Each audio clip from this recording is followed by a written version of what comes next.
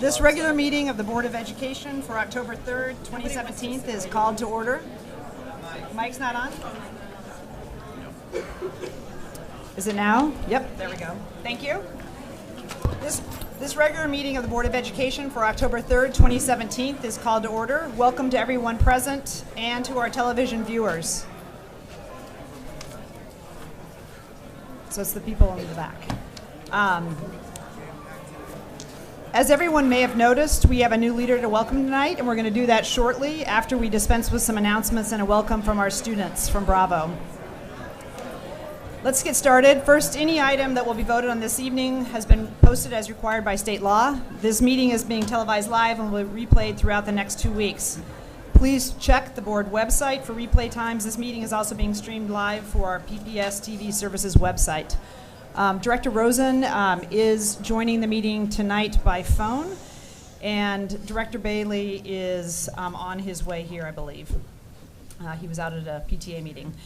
Our PPS Ombudsman, Judy Martin, is absent this evening, but I wanted to make everyone aware that she is available to provide additional support to families who need or want it. Judy can be reached at 503-916-3045 or at ombudsman@pps.net. We also have interpreters with us this evening, and I'd like to ask them to come forward, introduce themselves in the language they will be interpreting, and inform the audience where they'll be located in the auditorium should someone need their assistance. Yes. I'll take a moment.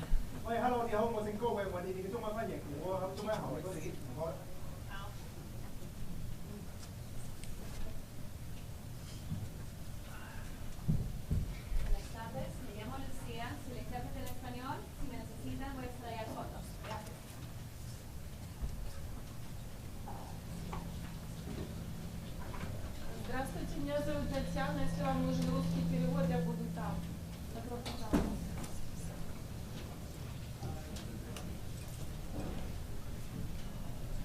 Kính chào quý vị. Nếu quý vị cần thông dịch viên tiếng người Việt Nam, xin quý vị về phía sau của cái hội trường ở đây. Xin cảm ơn quý vị.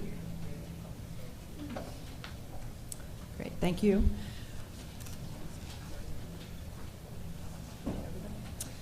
So if you arrived early, you had a chance to hear the students from the Bravo Orchestra. And we thought, as we're welcoming our new superintendent, who also started his music career as on the violin, that it would be appropriate to have the Bravo Orchestra perform tonight before the meeting. We're going to ask them in a moment to play an additional number. I'd like to just introduce some of the people with the Bravo programs. First, we have Chris Wurst, who's a PPS teacher.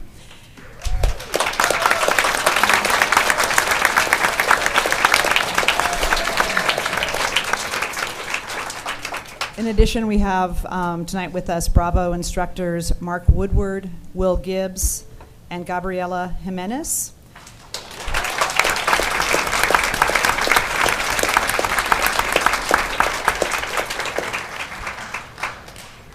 And I'm going to ask Seth Truby, who's the executive director, to come up and say a few words, and then after that we're going to have, I think, one more number from the students at Bravo, so everybody has a chance to hear them if you arrived late. Go ahead, Seth. Thank you very much. Superintendent Guerrero, school board members, and all of our friends here at Portland Public Schools. It's a tremendous honor for Bravo to help mark this important day. Most of you already know a bit about Bravo. We've been trying to get in all of your faces. But for those of you who are new, let me recap very briefly. Bravo is part of El Sistema. It's a worldwide movement of social change through music that started in Venezuela in 1975. There are now over 60 countries with El Sistema-inspired programs, and here in the United States there are about 120 programs. Bravo is the first in Oregon, although we're working on a second one in Newburgh in partnership there. With the bold leadership of Principal Tamala Newsom, we launched our first program at Rosa Parks School, where there are over 18 languages spoken in children from around the world. Now, Rosa Parks had never had a music teacher since it was built in 2007.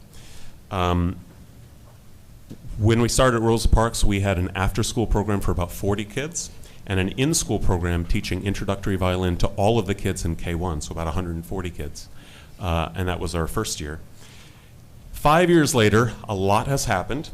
We're now in 5 schools, all in the Roosevelt cluster up there in North Portland. We're serving 800 students in pre-K all the way up through 7th grade. With our new program at Clarendon, we're now doing early childhood as well.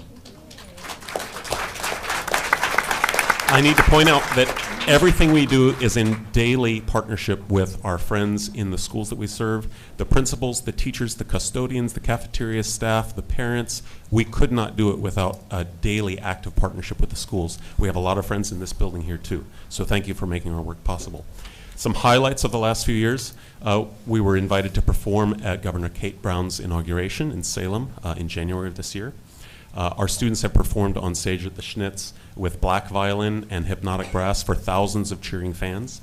We've performed several times with the Oregon Symphony, both at the Schnitz with Carlos Kalmar and also in outreach concerts in North Portland where the symphony comes to us and plays alongside our kids. And this last March, our student Luis Chan Hernandez was profiled on NBC Nightly News with Lester Holt. It was amazing to have national media coverage for the program at George Middle School. But it was also really exciting when Joey Harrington did his local news feature. So we've been getting really good media coverage. I want to talk very briefly about impact. Music is good for kids. It's good for our brains. Have you ever heard that before? Ever heard that music is good for us? Okay, yes, it's not a surprise. We actually now have numbers to show the impact of Bravo in these schools. We have data to back this up. Thanks to a partnership with Joe Suggs and our evaluation coordinator, Elizabeth Audio, we've been looking at numbers that you guys have been providing in this partnership model. And so I've asked Karen to share our evaluation results. This is for the 2015-16 school year. We've just got the data from this last school year, so within the next 2 or 3 weeks, we should be able to extend this study to include last year's information. We've been looking at 3 primary areas.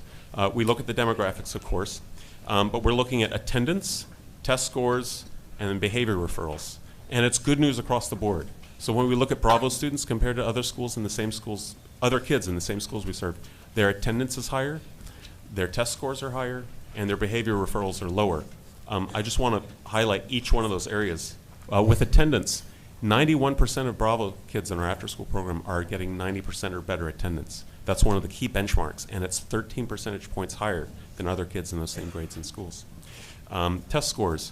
Those kids in Bravo, their test scores went up as if you had given them an extra year of language instruction. It made that much of a difference. Their math scores, they went from 30th percentile to 40th percentile. So it's having a major impact in these students' school performance. And then finally, on behavior referrals. In the grades and schools we served in 2015-16, there were 36 suspensions. Only 1 was a Bravo student. So these kind of statistics really back up that claim that music is good for kids, it's good for communities, it's good for schools, and we want to make sure that music is available to all of the kids in Portland Public Schools. So again, this is only possible through your partnership with us. I want to say that this vision has been possible partly because we've had a strong advocate here in Kristen Brayson, who's the district arts coordinator. She probably needs more funding and staff, but I'll let you guys work that out. Nice plug. And I want to say now that we have a violinist sitting in the superintendent's chair, I'm expecting fabulous things for our partnership in the years to come. You don't have any excuses, okay?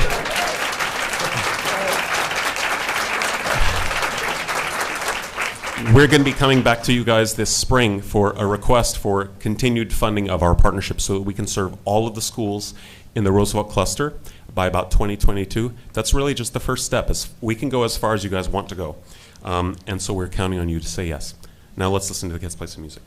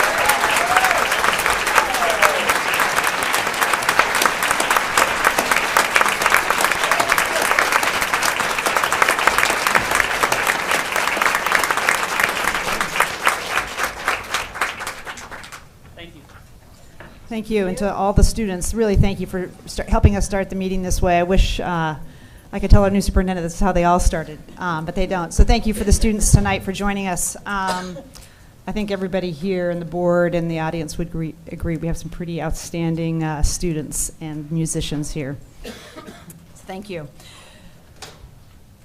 So yesterday was an exciting day for Portland Public Schools, as it was the first official day for our new superintendent, and I know he spent it along with Suzanne Cohen visiting a couple schools, so we're glad to see an early start out in our schools, and you've said that's something that you're going to do on a regular basis. So from the board's perspective, one of our most important responsibilities of an elected school board is to hire, oversee, and evaluate the superintendent, who's responsible for the day-to-day leadership and management of our schools. When the newly constituted board took its seat on July 1st, hiring a superintendent was the top of our agenda. We said as a board, and that we heard pretty clearly from the community that people wanted us to hire an educator, so that was clearly our top priority. And we found somebody who had been a teacher, a principal, a leader, and someone who had served students and a community in large, complex and diverse districts. So I think I speak for a lot of people when I say that we're really excited about this new chapter. We've got many challenges ahead, but this is a great city. We have great teachers, we have great school staff, we have strong principals, we have parents who are committed and passionate about our schools. We're going to all want to work with you, so we know we have challenges, but together we think we can really make progress for our students. Now there are some people who thought yesterday was not your first day because you've been around a lot. So as you were wrapping up your duties in San Francisco, I know you had an opportunity to be here for the first day of school, also be with us when we had the openings of Fabian, Franklin, Roosevelt, the grand opening at Roosevelt yesterday. So we really appreciate, even though you hadn't yet wrapped up your duties in San Francisco, that you were willing to come up here, get an early start, and now we know that you're ready to hit the ground running. The board's looking forward to working with you, building a strategic plan, and working with you to support all the work that's happening in schools. I wanted to ask, as we welcome you, I wanted to ask Student Rep Moses Tran to extend a welcome from the students of PPS. Well, as a student of PPS for the past 12 years and the student representative, it's my honor to welcome you on the behalf of the student body of Portland Public Schools. I can say that we're excited to see the new and fresh ideas that you have to bring to Portland Public Schools to change the betterment of our future.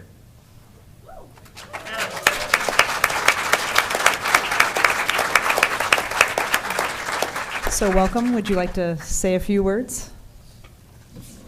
Well, good evening to our Board of Education directors and to the broader PPS community. It's a pleasure to sit here tonight at the dais in my first PPS board meeting as your new superintendent. I appreciate the opportunity. Thank you for indulging me to share a few thoughts this evening.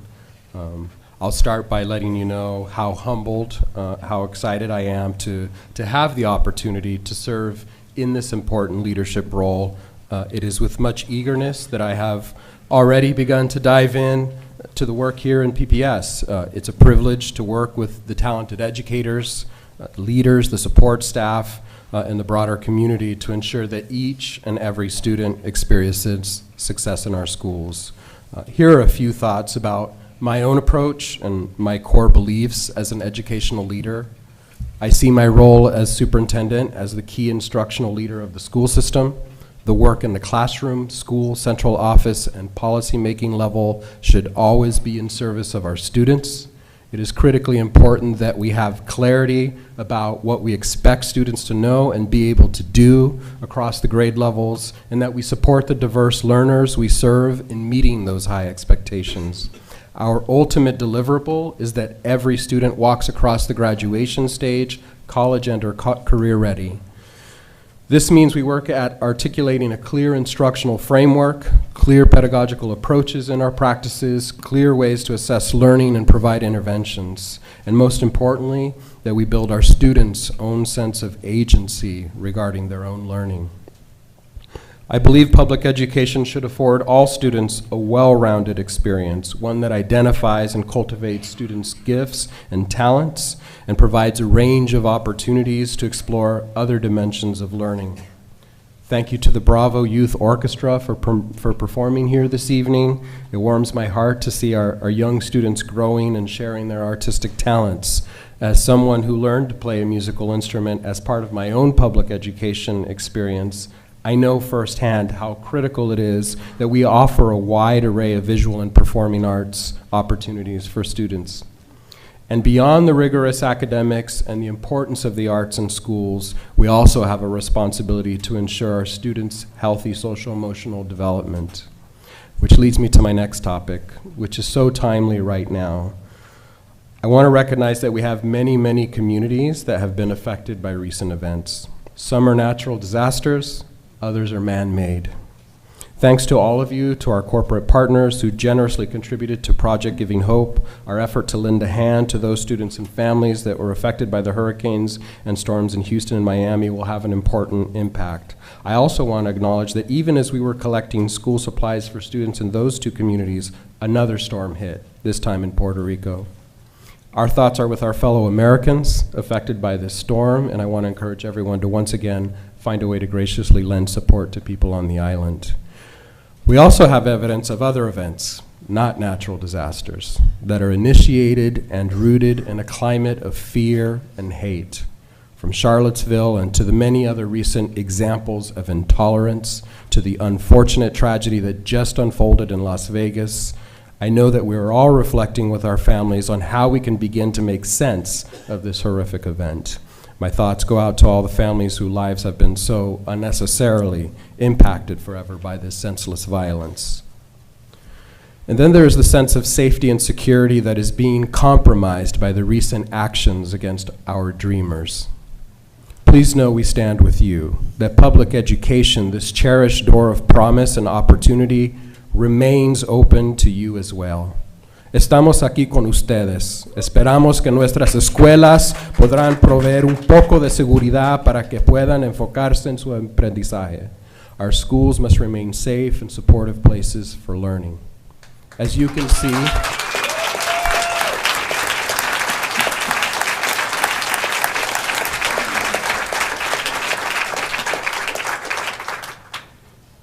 see, we have to be more than educators who are focused on just academics. We have to be the practitioners who help our students make sense of these current events so that they might develop their own informed opinions about the world and build the self-reliance and agency to craft the kind of life they desire. As educators, we have to be experts in our professional craft and grow, while maintaining a sound approach to students' healthy social-emotional development with a culturally competent and trauma-informed lens. I want to acknowledge that I am joining the effort at Portland Public Schools to address some deep challenges, some historical, some contemporary. I am joining a community that embraces its neighborhood schools and that is willing to support a bond measure that will begin to resolve health and safety concerns and build the kind of 21st century facilities that our students and our educators deserve. All of this work must be accomplished in transparent and accountable ways. I am joining the large group conversations around how to best balance the enrollment of our schools and ensure that all students have access to a comprehensive experience in the middle grades. How do we simultaneously preserve promising practices and programs that equitably serve groups of students we have a responsibility to serve? I look forward to partnering with this board and collaborating with staff to propose solutions to these foundational challenges. I was attracted to this leadership role because I understood that there would be a commitment to being student-centered and equity-focused in our decision-making, and that we would undertake in a thoughtful and educationally sound manner in the way that we proceeded. I spent my first day at two schools that reinforced my belief that Portland Public Schools, while it is facing present challenges, can become a school system of which we can all be proud, knowing with confidence that it is serving all of our students in their ultimate success. I am pleased to have dedicated my entire career to public education, and it is an honor to be able to continue that service as PPS's superintendent. I know that there are a lot of eyes on PPS watching this new board and a new superintendent, as there should be. There's nothing more important than the education and well-being of our children. I want to especially call out the critical role that our teachers play. I know that we are in the midst of negotiations to settle a contract. We are all interested in arriving at an agreement as soon as possible that is both fair and reasonable and that recognizes the important role of our educators. We are ready to work hard to make that happen.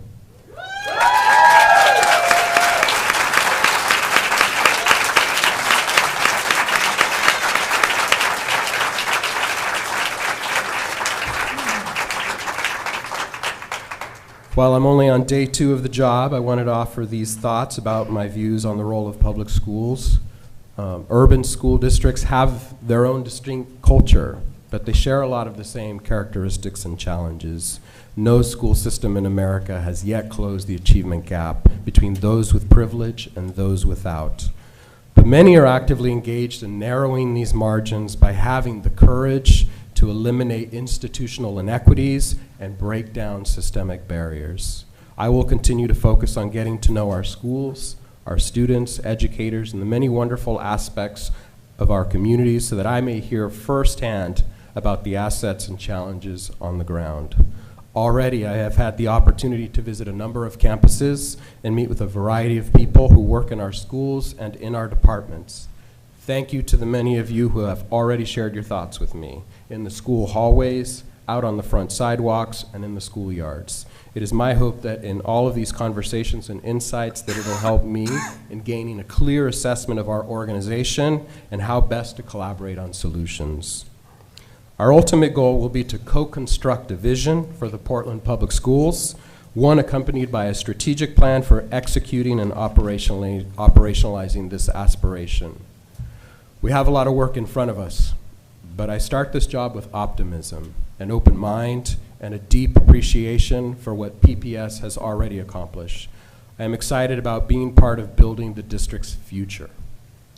I would be remiss at this time if I didn't acknowledge the support of my family and friends, for their patience, for their understanding. Thank you also to mentors and professional colleagues for your support along this continued professional journey of mine. Directors, thank you for your this incredible leadership opportunity to make an exponential difference in our students' lives and in our community. I want to thank everybody in advance for their support and partnership. With persistence and determination, we will work collectively to serve the needs and to foster the success of all of our students. Thank you.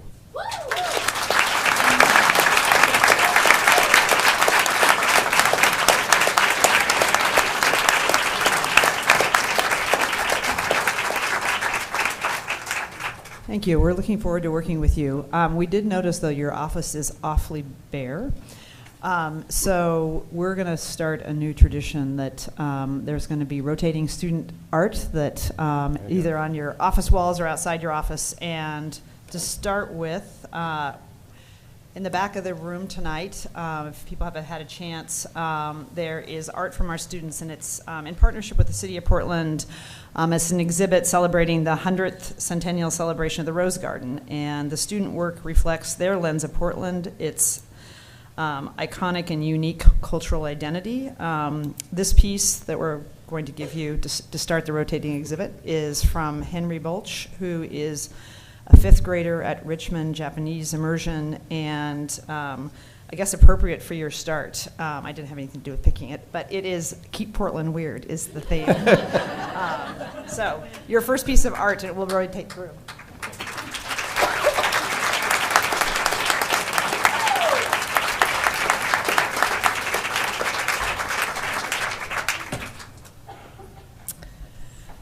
So before we get into the main part of our meeting, we have one more student recognition to do, and I'd like to ask Director Comstam to introduce that one. Sure. So we have some real action heroes here, some students who volunteer with Multnomah County Search and Rescue, which is a really rigorous training program. And during the Eagle Creek fire that threatened communities in the gorge last month, these students participated in some of the activities with the sheriff's department there. Never in harm's way, but part of the effort supporting those communities. So I'm not sure who's here, but do you want to come forward? Students who are part of Multnomah County Search and Rescue.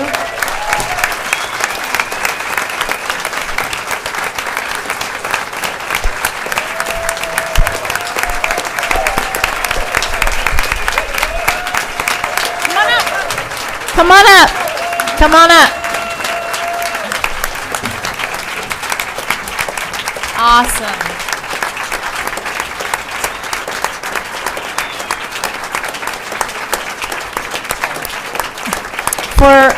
For those of you who are interested, you can see in the last edition of the PPS Pulse magazine an article talking about what their activities were and what their training is, and I can attest to the fact that it is very rigorous and intense training. One of my own sons was part of Multnomah County Search and Rescue, so I know about those long, soggy weekends when you're out there on the trails for 10 or 15 miles and sleeping under a tarp, and it's really an incredible community service opportunity, both for your leadership, but also a real service to our community. So as one of you said in the article in the Pulse, we're not doing this for college applications. We really believe in helping and in keeping people safe. So thank you all so much. That's amazing.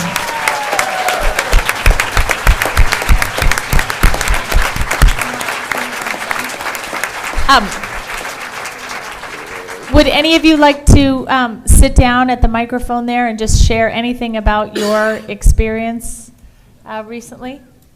Sure. I'm going to introduce our president, Colin Klein, who's just going to tell you really briefly about what we do as a unit.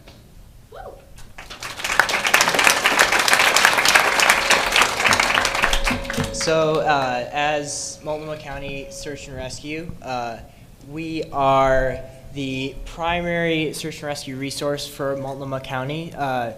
We are youth-based, meaning our leadership is youth and the majority of our membership is youth. And we are leaders on calls which range from lost hiker in the woods to evidence searches to body recoveries. And we're on call all the time for whatever may happen. Fantastic. Thank you so much. Thank you, Colin. I'd now like to introduce our Vice President, Lainey Neer, who's going to talk about what we did at the fire.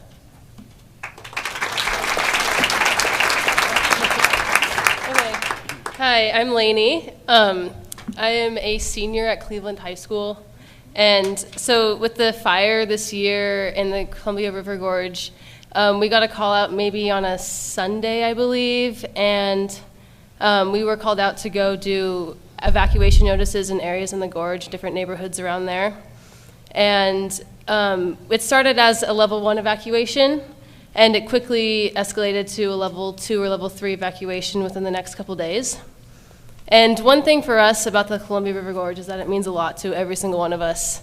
And it's something that we all care a lot about, and so it's something that's really personal to every single one of us. And we just, yeah. I mean, the gorge is an important part of every one of our lives, and the fire there was something that we all really, really cared about and that we all were very passionate about.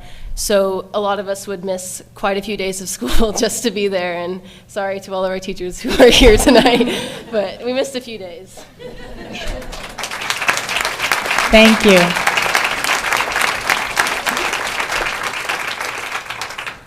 On that note, I'd like to speak for all of us when I say thank you to our administration and our teachers for understanding that in times of emergency, our priority is not on school and helping us through that process. So thank you to all of you guys. You guys make what we do possible. Thank you. Thank you.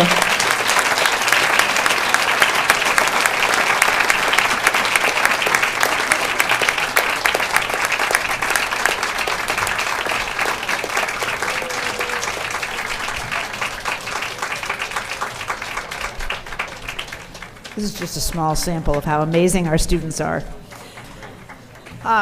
So at the start of the school year, we had the really big public grand openings for both Fabian and Franklin, and Roosevelt asked to have theirs delayed a little bit. So the 29th, they had their official grand opening, and I'm going to ask Director Moore, who's the school board member from that zone in North Portland, to just speak briefly about it.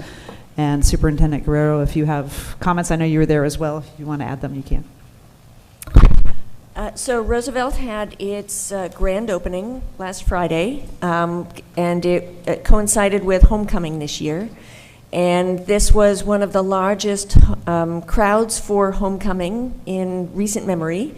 Estimates are between 800 and 1,000 attendees, from not only from the Roosevelt community, but also from the surrounding neighborhoods and the feeder schools. The Roosevelt community has been making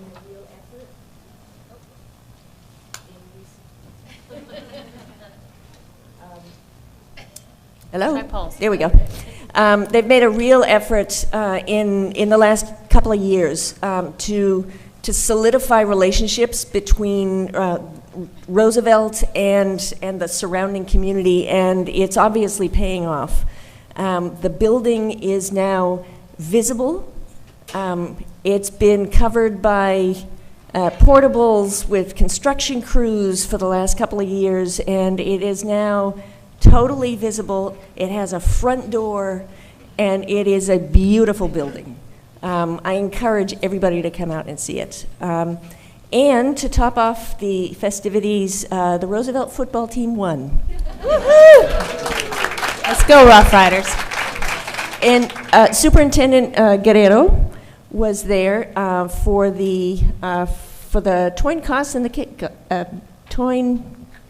coin toss. I am not a football fan. So you started off the festivities, and I think we have a video as well coming up.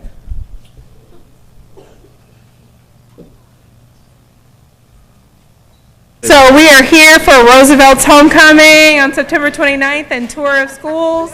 We're excited about our brand new spaces. I'm here with one of our football players. What's your name? My name is Anthony Thompson. I'm a wide receiver for Roosevelt High School, and we're getting this W today.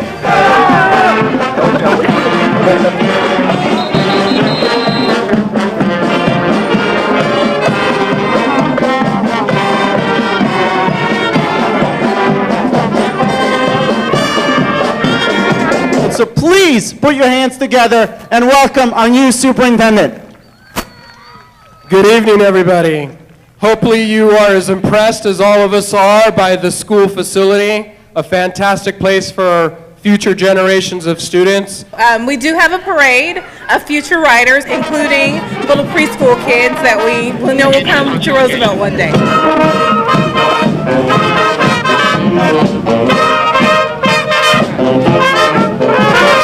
Wilson, this is Guadalupe. He's the superintendent here. He's going to toss the coin. Let's have a good game, gentlemen. It is tails. Roosevelt's won the toss. Roosevelt all the way. I'm with the Riders. We're not going to tell the Wilson people about that. I love them all equally. Till next Friday. I would just underline Director Moore's comments. It really was a fantastic opportunity to interact with the community. Heard some wonderful stories from alumni, many who showed up wearing vintage Letterman jackets and sweaters, who have some other artifacts I think we're going to try to include in some of the new trophy cases. But like many of our other modernized buildings, it really is an incredible place for teaching and learning, and we're really proud that our students are going to continue to enjoy that experience for many generations. So. Thank you. So I'm going to next change the order slightly. We were to have public comment, but I think I'm going to go ahead and just ask Suzanne Cohen, who's the president of the Portland Association of Teachers, to sort of go out of order and go ahead and come on up. You've asked to speak tonight. Welcome, and welcome to all our teachers here.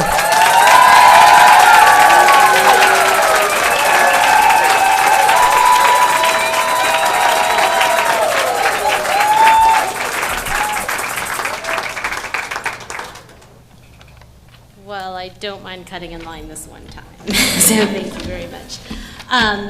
Thank you, school board directors, not only for time on the agenda tonight, but also for your dedication and for volunteering in service of our students in our schools. Thank you very much.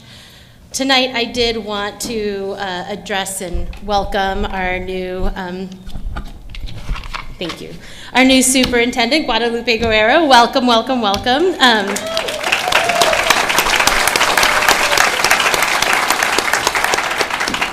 And though we haven't, though we've met and had a chance, I haven't like introduced who we are, and so I wanted to take this opportunity to introduce who we are and our vision for public schools. So I am Suzanne Cohen. I'm a middle school math and science teacher representing about 4,500 educators in Portland Public Schools. We are our certified classroom teachers, elementary, middle school, high school, as well as our substitutes, our librarians, our school counselors, our speech and language pathologists, our school psychologists.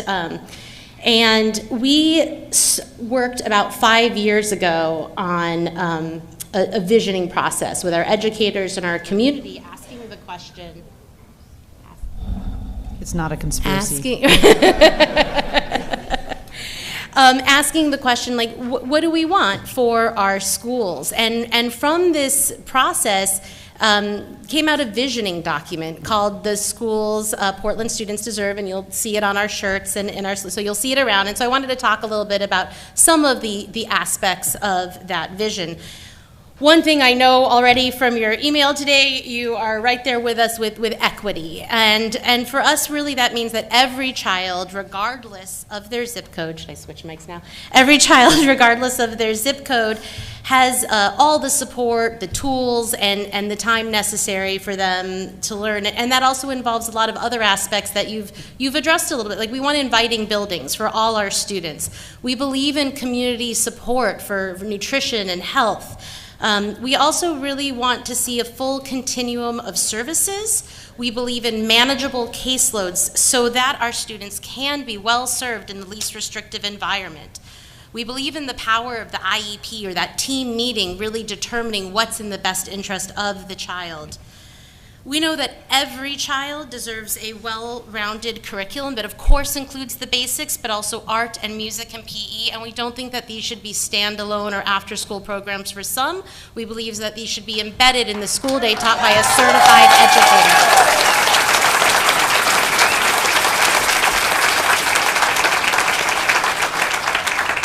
And we know that of all the things we teach, the most important thing we teach is a love of learning.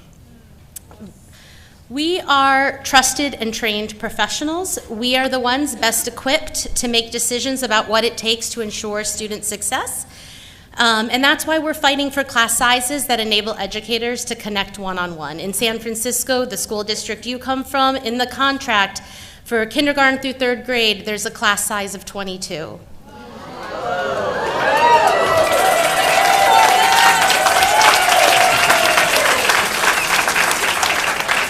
And they jumped the gun on it, but we believe Portland students deserve that same meaningful time and attention.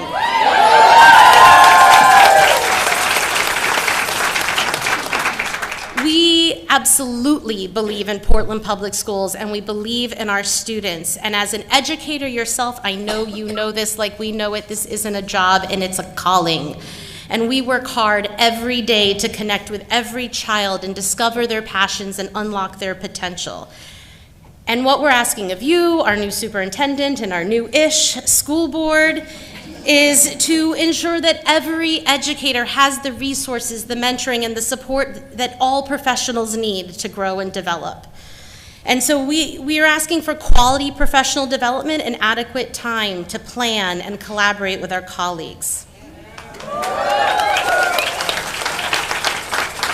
We have been working without a contract almost as long as we've been working without a permanent superintendent in place.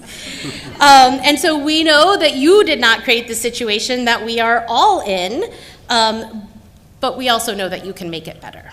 And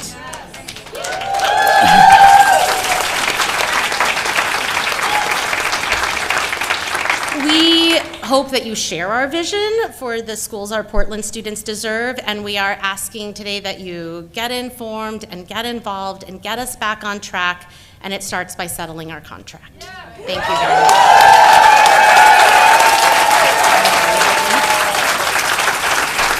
Thank you very much. Thank you.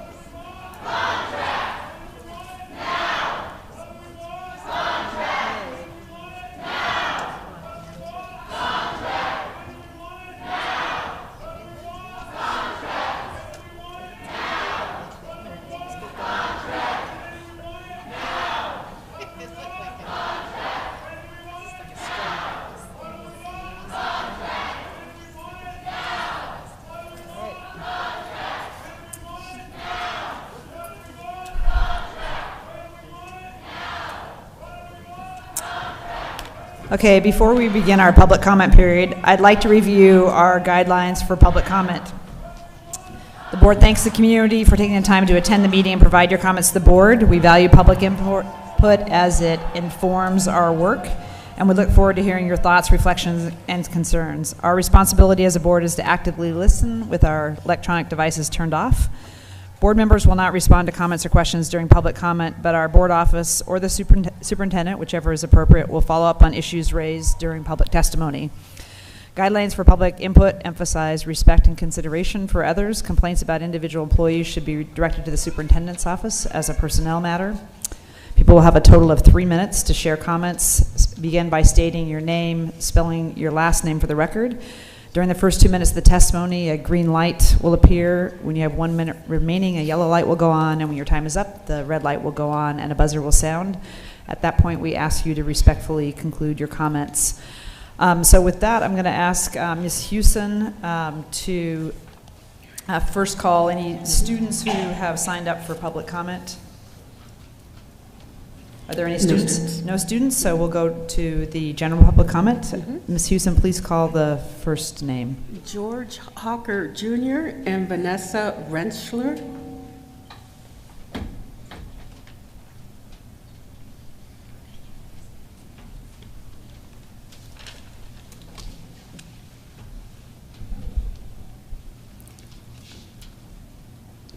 This has been much more exciting than the Multnomah County Board or the Portland City They don't have students. Council Sorry, board no, meetings. just broke the rules.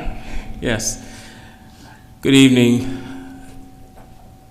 Superintendent Guerrero, Madam Chair, directors. I'm George Hawker, the public advocate for Commissioner Loretta Smith on the Multnomah County Board of Commissioners. I'm here this evening representing and speaking on behalf of Commissioner Smith. Commissioner Smith strongly supports Kairos PDX Charter School remaining in the Humboldt School building in North Portland. Commissioner Smith, who represents District 2, North and Northeast Portland on the Multnomah County Board, has a long attachment to North Portland. Her son attended kindergarten at Humboldt. This school board has an obligation to be leaders in equity and take advantage of this opportunity to let Kairos PDX remain in its present location, showing the black community and others that there can be fair and just treatment. We all hear a lot about the importance of transparency. Well, if you as a board decide to move Kairos in favor of relocating Access Academy, it will be transparent to everyone that the wishes of the Access Academy officials and parents who have indicated that they don't want to make a move to Humboldt, and the Kairos faculty and parents who have also indicated that they don't wish to move. Their wishes will, in essence, be meaningless to this board, and there is no equity. Commissioner Smith adds her voice to those of Mayor Ted Wheeler and Speaker of the Oregon House, Tina Kotek, and urges you to do the right thing and find a way to leave Kairos PDX in the Humboldt building. Thank you for your time and welcome again. Superintendent Guerrero, I hope your stay in Portland is a wonderful one. Thank you. Thank you.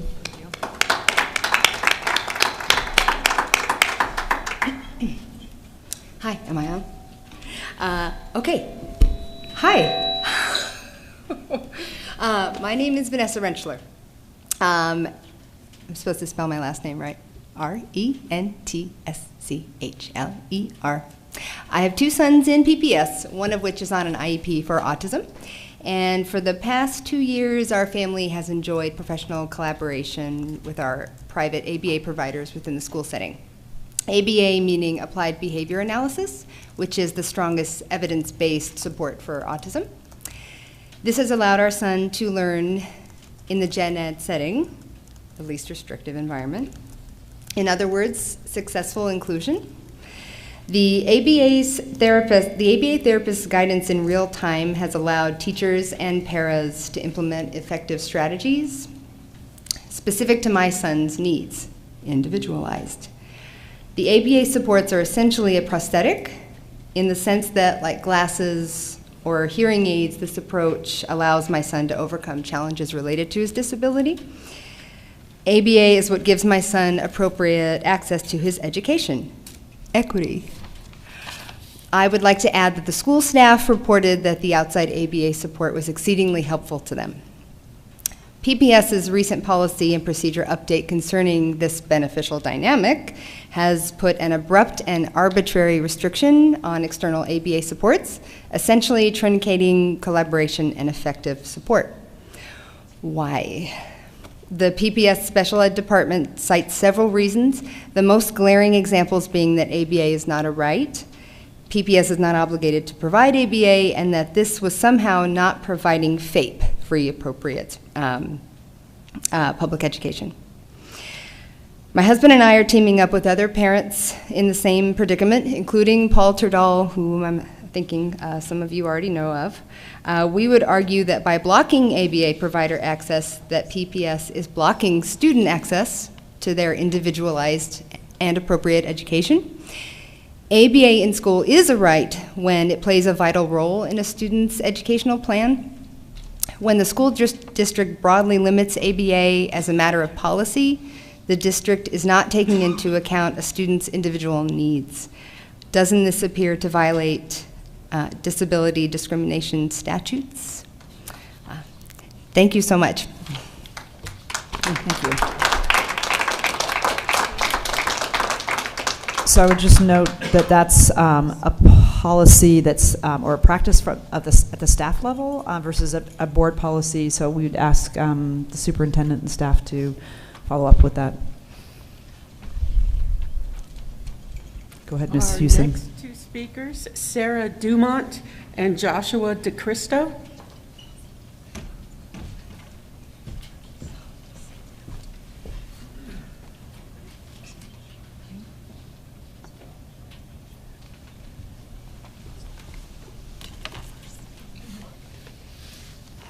My name is Sarah Dumont. I am a long-term resident of Northeast Portland. I attended Sabin Elementary in the 80s and its feeder school at that time, Beaumont Middle School. I currently have 2 biracial PPS students in 1st and 3rd grades at Alameda.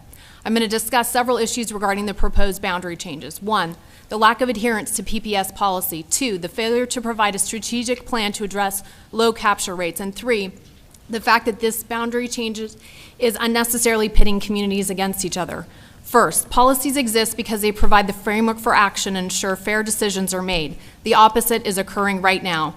The Student Assignment Review and School Boundary Changes Administrative Directive suggests 6 options to consider in addressing enrollment issues. One of those is changing school boundaries. Others include changing transfer numbers, expanding, moving or closing focus options, alternative grade configurations, or facility changes. This proposal places a heavy emphasis on boundary changes to the exclusion of other factors which would more effectively boost and stabilize enrollment, such as limiting out neighborhood transfers to focus options. Further, PPS proposed boundary changes on the western side of Alameda ignore nearly every single boundary change consideration listed in its own policy directive. Number 1, promoting safer school routes. PPS records reflect the MS planning principal Brenda Fox expressed serious concerns that Tubman has poor sight lines for supervision in unsafe areas. PBOT's Safe Routes to School manager was completely unaware of the current proposal.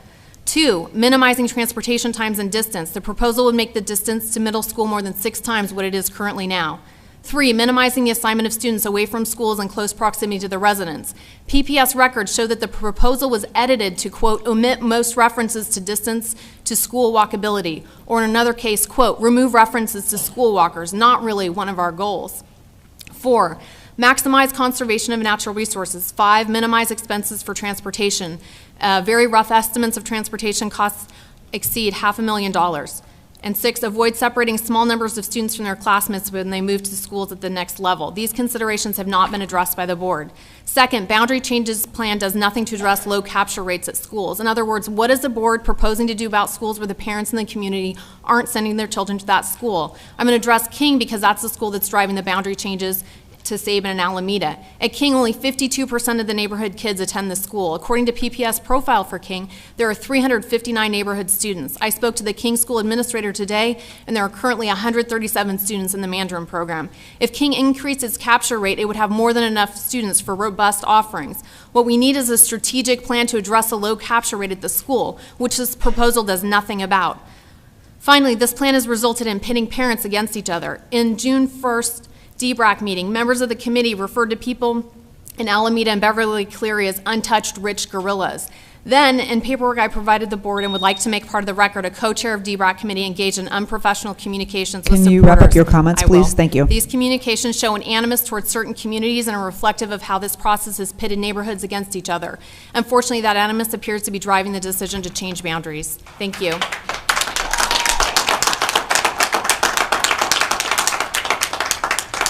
Thank you. Thank you and welcome, Superintendent Guerrero. It's nice to have a superintendent at the helm. This is now about the 3rd time I've had an opportunity to speak to the board. Doing this is a little bit like the testimony version of sending a tweet. We get 3 minutes. I'm sorry, could you start with your name? Joshua DeCristo, D-E-C-R-I-S-T-O. 3 minutes is not adequate. We've had no opportunity. I'm also a resident of Northeast Portland with kids who would be subject to boundary changes as part of this proposal. This process has not been fair. It has not been transparent. And to follow up on what Ms. Dumont was just describing to the board, I have here something that was prepared in connection with the last boundary change, pages and pages of evaluations of the boundary factors that are supposed to be considered when PPS develops a boundary change. Where is this time around? This document does not exist in connection with the boundary change that is being proposed now. And I encourage the board to follow up and ask PPS staff what the heck they're doing. Now, I am a bit hostile today because this process has completely ignored every board policy. And Superintendent, I'm going to address this remark directly to you. Do you believe that PPS has an obligation to follow its policies when recommending boundary changes? Do you believe that? And if you do believe that, what are you going to do about the fact that they did not do this? The staff at PPS did not follow the policies in this case. Does that matter to you, and what are you going to do about it? We care about equity.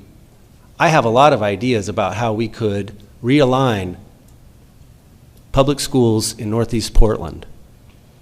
Tubman is about the worst idea for opening a public middle school in Northeast Portland that you could come up with. Is this the best you can do? I encourage the board to review the materials that Dr. Sasek just sent around regarding the environmental and health hazards associated with opening Tubman School. He's a medical doctor and provided valuable information that indicates that school should not be opened as a middle school for anyone. But I know, and Director Moore, you've commented yourself that kids in inner north and northeast Portland have been subjugated to a second-class education because of the color of their skin for too long, and delaying work to correct that may not be acceptable at this point. It may be necessary to open Tubman. The boundary changes proposed as part of this plan are not necessary to do that.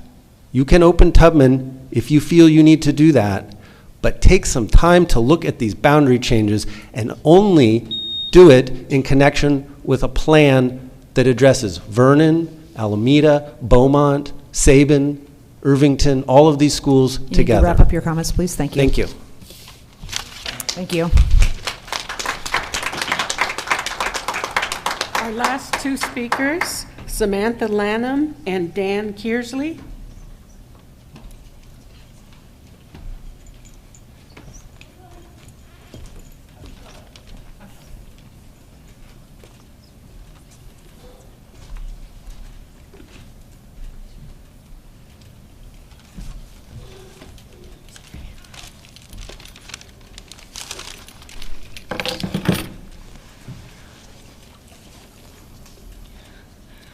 Hi, everyone. Thank you. I'm actually a PPS school counselor, and I love working and serving our children.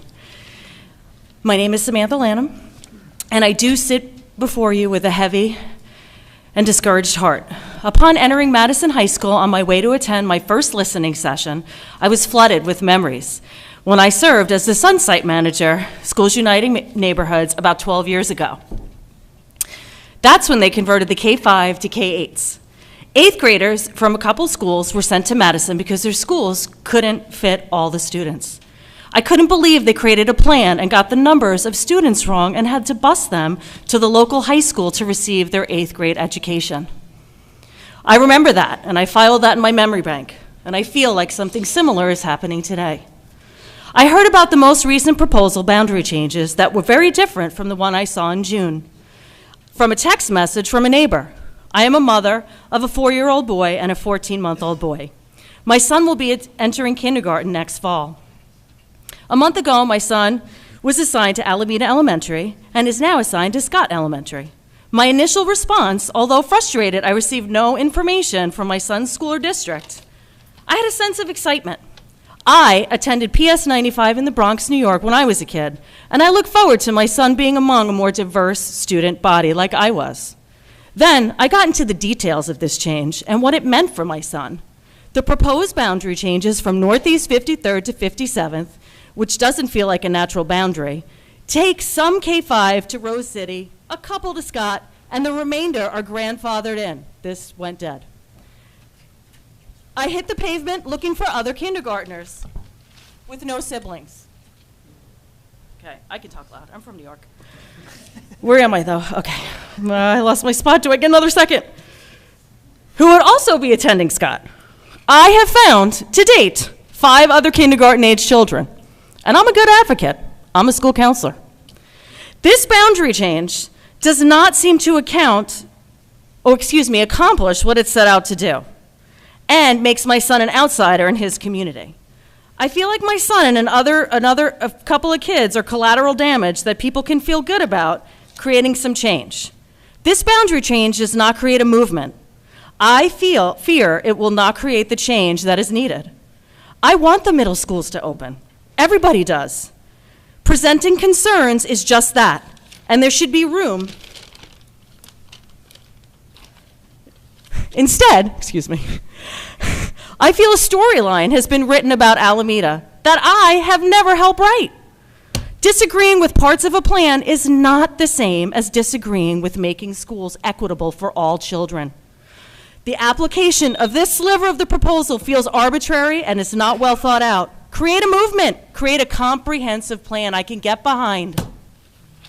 Thank you.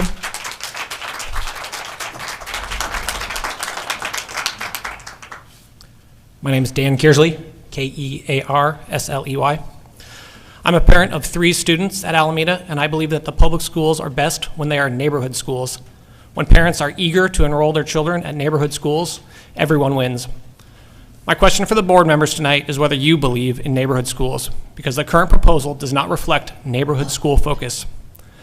The conversion of Roseway Heights to a middle school fed by K-5 schools sounds like a terrific move for the kids within the current boundary. The increase in electives for grades 6 through 8 will no doubt benefit dozens of students. However, the boundary change to Alameda are not needed to solve the enrollment problems that PPS itself has created. PPS's focus options and transfer policies have resulted in low enrollment at many neighborhood schools, including Roseway Heights Feeder School to our east and King Elementary to our west. The boundary change you propose as a solution of under-enrollment is a Band-Aid fix when real solutions are needed. PPS should focus on increasing capture rates within existing boundaries rather than pulling students from neighborhoods where they live to fill another neighborhood school's empty classroom. Board policy provides 6 factors to consider when adjusting enrollment issues. Changing one factor is not enough. Show us that you've considered the other 5. Hundreds of families are hoping that you realize that adding more water won't fill a leaky bucket. PPS justifies pulling students from both ends of Alameda by stating that Alameda is overcrowded. In fact, Alameda's enrollment has been steadily decreasing since 2012's boundary change, and PPS forecasts Alameda's 2020 enrollment to be its smallest since 2007, without any boundary changes. We see that decreasing number in this year's kindergarten class, which is the smallest in the last 13 years. I applaud the efforts of the board to consider changes that will increase the retention of students within their current boundaries. Last year, 869 students from Vestal, Lee, Scott, and Roseway Heights opted not to attend their neighborhood school. Applying that current capture and transfer rate to the rezoned Alameda boundary will create 60 to 70 more students choosing not to participate in their neighborhood school. Convert Roseway Heights to a middle school with students from Lee, Scott, and Vestal. Focus on increasing the capture rate in those neighborhood schools, and when those 869 students return to their neighborhood school, you won't need a boundary change to fill the desks. Thank you. Susan, is that it? Thank you, everybody who came and commented tonight.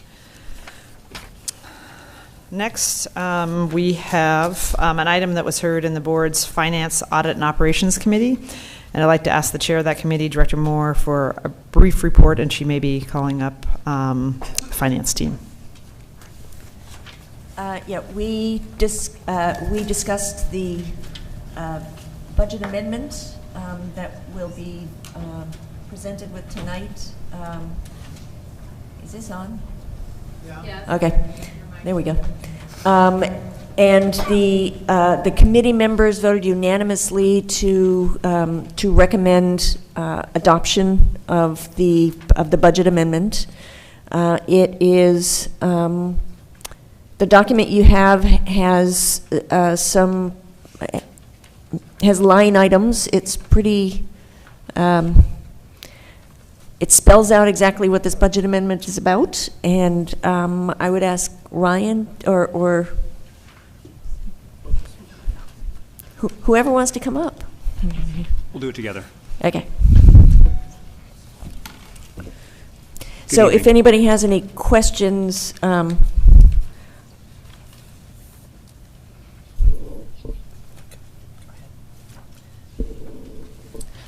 sorry, I'm just going to excuse myself for a moment to find our next presenter. That's fine. So go ahead.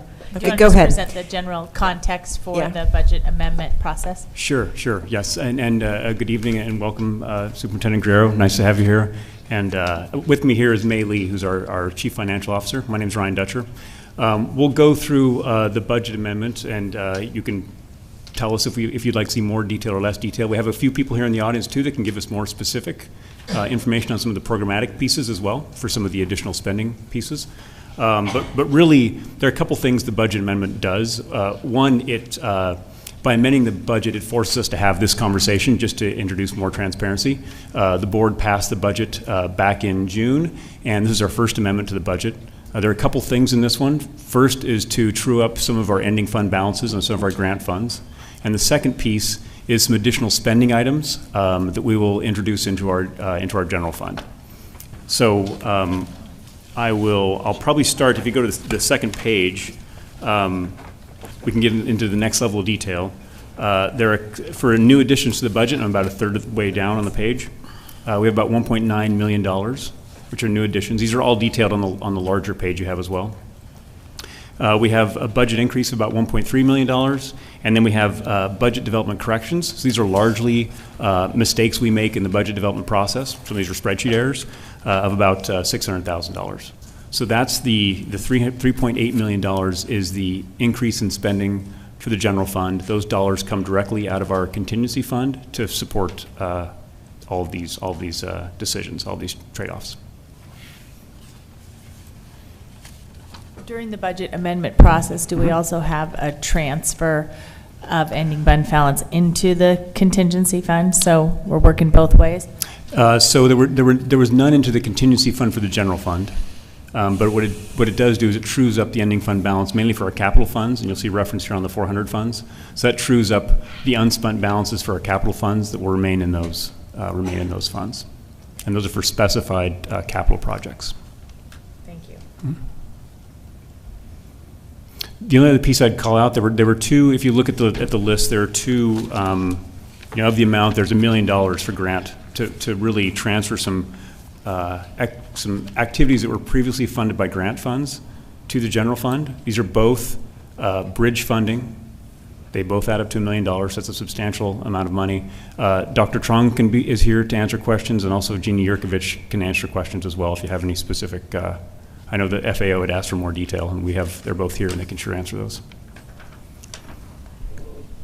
Can I just say, we kind of grilled Ryan at the committee, so we vetted this pretty carefully. Was it unanimously recommended out of committee? Yes. Can I ask a question? Sure. So these additional funds are coming out of the contingency? Correct. Reserves? So what does that leave us in reserves?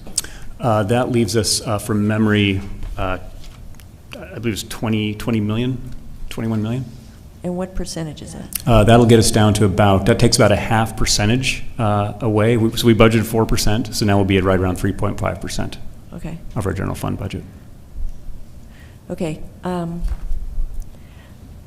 Just to clarify, the board passed a resolution last spring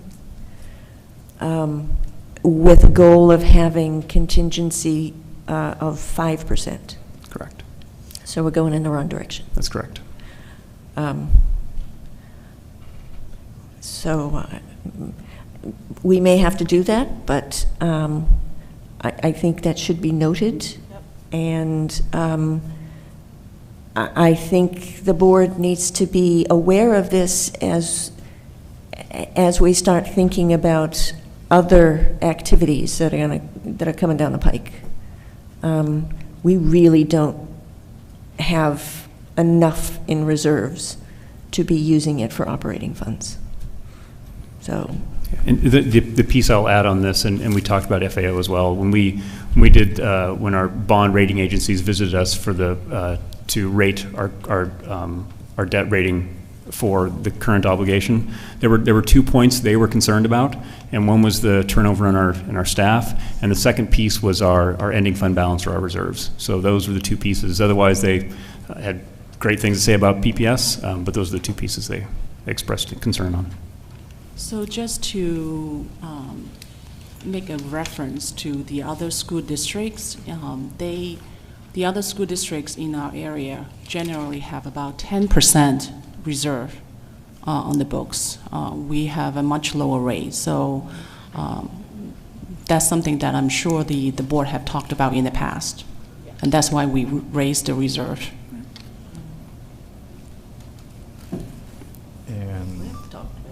And the other thing to remember is the projected outlook for 2 years from now seems to have gotten even worse. Just to provide some context. Just trying to cheer people up. Since we're comparing ourselves to other districts. So in 2001, PPS had $200,000 in reserves, and our community very generously passed a local income tax and have supported local options after that. And I think one of the things that while our reserve may be lower, I think PPS was one of the few school districts that did not have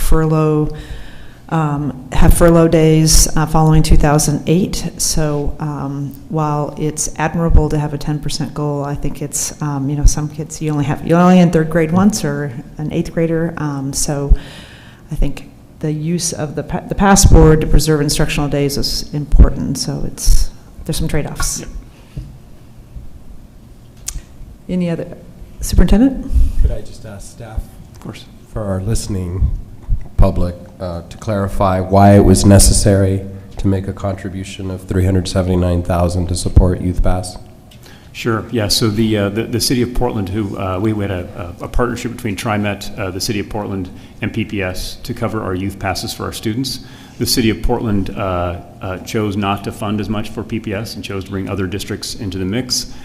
This happened after we had passed our budget, so it forces us, in order to provide this valuable service to our students, it forces our hand really to cough up the money ourselves and cover that gap.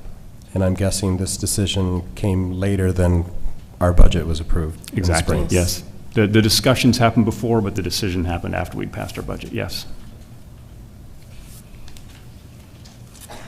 So something to add to Director Comstam's full committee plate about our discussions with our local partners. Yes. Yeah, this is a priority of the Legislative and Policy Committee to get creative with our local partners about how we're going to continue this benefit for our kids and share the burden. Excellent. Thank you. Any other questions? If not, the board will now consider Resolution 5521, Amendment Number 1 to the 2017-18 budget for School District Number 1J, Multnomah County, Oregon. Do I have a motion? So moved. Do I have a second? Second. Director Anthony has moved and Director Moore has seconded a motion to adopt Resolution 5521. Ms. Houston, is there any public comment on Resolution 5521? There's not. Any further board discussion on this resolution? The board will now vote on Resolution 5521. All in favor, please indicate by saying yes. Yes. Yes. All opposed, please indicate by saying no. Student representative? Resolution 5521 is approved by a vote of 7-1, with Student Representative Tran voting yes. Great. Thank you very much for the work and for the committee's work.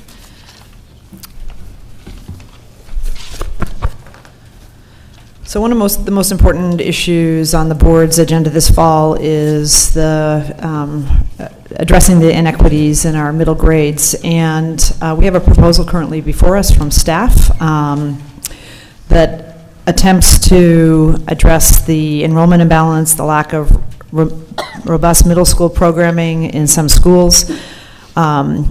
The staff plan is intended to address those inequities. We've had a host of community meetings, and I know the board has received lots of emails and outreach from various members of the communities. This is a potential proposal that impacts lots of students. It's a complicated and complex situation given the number of students involved and just the historic inequities that have been in place over the last decade. Before we start tonight's discussion and I introduce Dr. Parker and Mr. Estev, I'm going to just ask that when we have a discussion about one component of it, which is Kairos and Access, that we de-link the two programs because they've been linked by a building, and I think they're both PBS students, one in an alternative program and one in a charter school, a public charter school, and I think the pitting or the juxtaposing of the two schools just because they potentially could have been in the same building is something that we should try and avoid and really try and address both student populations in those schools versus it's one or the other. So with that, I'm going to, Director Bailey, do you want to kick things off, or would you like staff to? So I think you just kicked things off, which is fine, and let's hear from staff. I have one thing to say. At the previous meeting, you had asked me to come up with a report of how we found the middle grades plan, and I didn't know if you wanted me to say that now or after this segment or during our conference reports. I think you should do it now. That'd be great. Okay. Well, we had just reviewed over the middle grades plans, and so I'm going to start off with the positives that they saw in the plan. So they felt very strongly about including the language CTE programs and then delivering grade level content to teach respect for cultural studies and diversities, and to include multiple perspectives of history.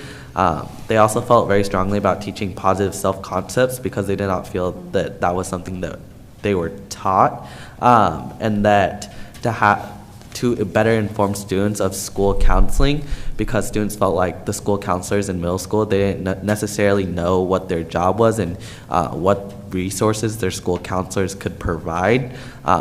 So more of that. And then the care teams, they felt were really good, and that that's something that should definitely be incorporated in the middle grades plan.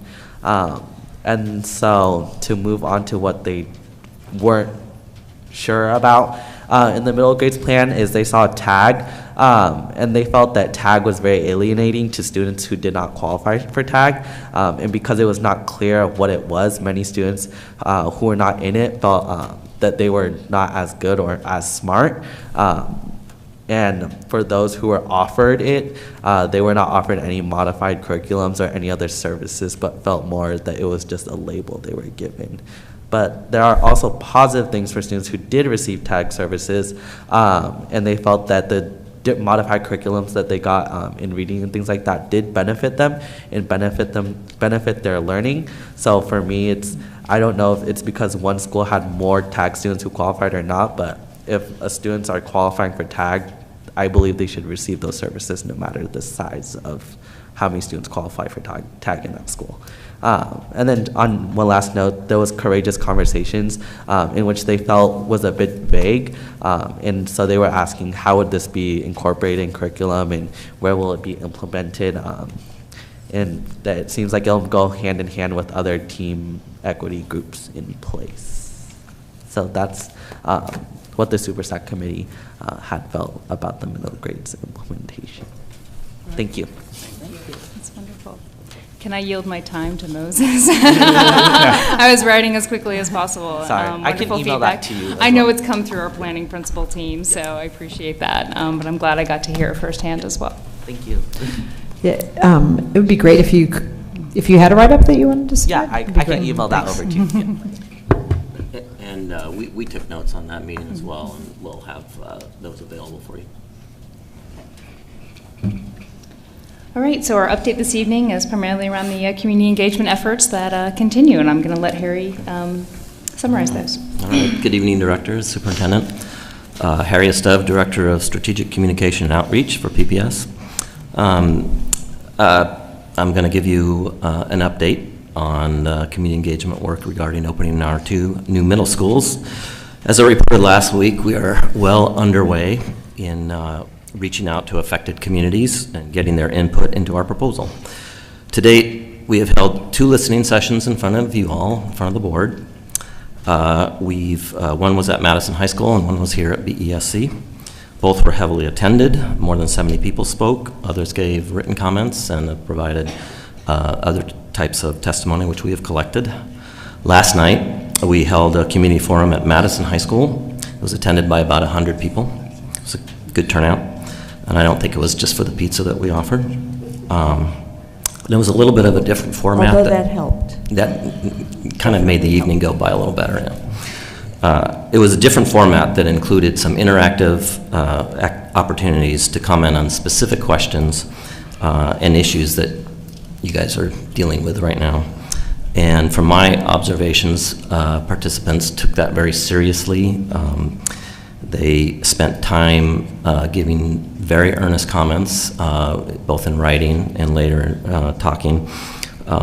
And they spent time just talking amongst themselves, which I think, in my opinion anyway, adds a desirable new dimension to this engagement process.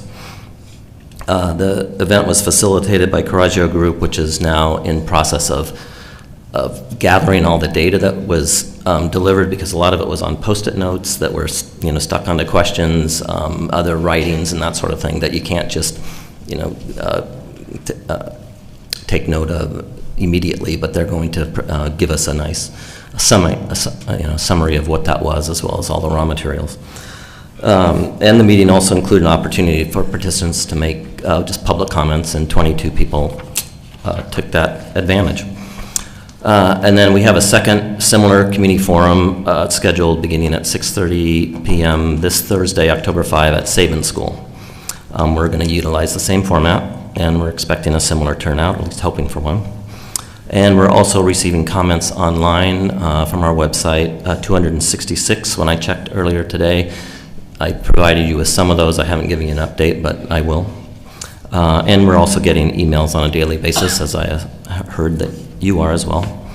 And finally, we have a number of culturally specific meetings scheduled for next week. Monday, October 9th, 6:30 p.m., we have a Spanish language presentation at Scott School. Tuesday, October 10th, starting at 6:30, we'll have separate but simultaneous Vietnamese and Somali language presentations at Roseway Heights, one in the cafeteria and one in the library. On Wednesday, October 11th, starting at 5:30 p.m., we'll have a session aimed at African American families. And all of these sessions are meant to seek out voices that we might not have heard in our previous sessions. Maybe I shouldn't commit to this, but I'm hoping by Friday, October 13th, to deliver you a complete packet that summarizes and memorializes our community engagement to date as you work towards your resolution on feeder patterns for the 2 new middle schools. And keep in mind, this is only part of the community engagement work that's going on. Our planning principals have been actively meeting with PTAs, site councils, principals, and other groups, and we continue to engage the community as our work to open the middle school. We will continue to engage the community as we move forward on the effort to open these schools, and I'm happy to answer any questions you might have. I just want to point out that we have our board work session on Monday the 17th, or 16th. So I think it would be really important to have those synopses by then, so that we can have digested that information before we really get into it on Monday. Indeed. I'd also add that this evening we had a listening session at Vestal School, and Dr. Bailey and I were able to attend and talk to those parents and hear many questions. There were many individuals who have been following this, and there are many individuals for whom this is all brand new. So it was really a wonderful opportunity, and thank you for your support on that. Likewise. I'd also add that we've actually posted a new online tool on our pps.net/middle schools. This online tool allows for families to enter in their address and see what feeder pattern they would now fall into per the proposed changes in the proposal. So I like to think that we've gone above and beyond of what our commitments were, because not only can you identify what the feeder pattern is for your address, but you can then pick which grade level your child is currently in and see how you might be impacted if you have a 7th grader and a 3rd grader and a kindergartner, for example. And so this should provide absolute clarity to families that are impacted by the proposed boundary changes and thus have their feeder pattern changes, or by families who are in one of these K-8s that are now converting to K-5s, middle schools, and then of course the high school feeder. Thank you, because I've gotten a lot of letters confused about, does this mean this or that or the other? So good. We felt like the online tool was actually, in the end of the day, the most direct way to do this, so that folks didn't have to follow and crosswalk too many charts and graphs. Okay. So is that something that we would, I know we had previously mailed postcards and letters to different communities to tell them about different listening sessions, but I'm wondering if, I don't think most people get up in the morning and go look at our website. There's some way that we could communicate that effectively out in multiple languages so that people who aren't watching the meeting tonight knows about it, and or who do not have web access readily available. I'll email you some radio stations or radio programs for the weekend for the Spanish language. Okay, excellent. We can work on that. I would also like to note and provide clarity that there are two changes to the proposal that are now reflected in this new online tool. These are two changes that have been discussed through enrollment and forecasting, through some of the questions here at the board, but I wanted to be clear that we had updated the information vis-a-vis these two particular changes. Change number one, the boundary change to Beverly Cleary. I'm sorry, I'm echoing a lot. The boundary change to Beverly Cleary to both Rose City Park and Irvington is drafted in the proposal to apply for incoming K-5 students, so all current K-4 students. We've now amended that to draft that the boundary change would impact incoming K-4 students, so all current K-5 students. And this change reflects some creative problem solving from the Beverly Cleary staff with respect to use of space and flexibility. So this would still allow for Beverly Cleary to fit into the two facilities of Fernwood and Holyrood. So again, that clarification is, instead of the boundary change impacting in the first year all incoming K-5, so current K-4, it would actually just impact current K-3, incoming K-4. And so that clarity has been updated, and when we get to a final draft proposal before the work session on the 16th, that language will be obviously well articulated. And that was because those fourth graders are the kids who have been in a different building every single year of their Correct. So grade school listening experience. to really the most common theme coming from the Beverly Cleary community, and again reflecting some creative problem solving around capacity with building leadership there is how we're able to make that update. The second change has also been discussed, I believe was first announced at the board meeting at Madison, and that is around when high school feeder pattern, or when a high school assignment would take effect. And a new high school assignment would take effect for students impacted by boundary changes in the year 2019-20 instead of 2018-19. So what that translates to is current 8th graders at Beaumont and Beverly Cleary who are impacted by a boundary change would continue on to their currently assigned high school of Grant Jefferson. And that the new assignment for Madison Grant Jefferson would take an impact starting with current 7th graders, so when they become freshmen in 2019-2020. And that, again, is something that I know was communicated out in a couple of forums, but we wanted to formalize that in our new tool, and again, we'll be formalizing that in a newly drafted proposal.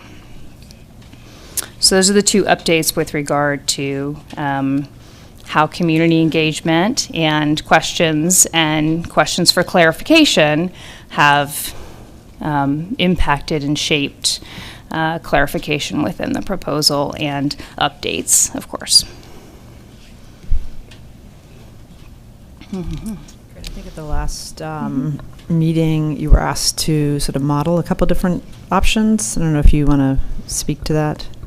So as stated in the last board meeting, we continue to examine options for the access program that would not require Kairos to leave the Humboldt facility. So as stated in the last board meeting, we're modeling options for the access program, and we continue to work on those solutions.